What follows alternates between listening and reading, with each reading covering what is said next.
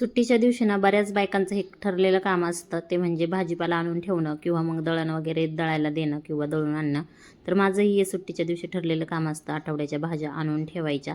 आणि तसं रोज रोज जायला मिळत नाही भाजी आणायला मार्केटला, त्यामुळं आणि मार्केटमध्ये भाज्या स्वस्त मिळतात, त्यामुळं ना मग अशा एकदमच भाज्या आणून ठेवते कधी कधी.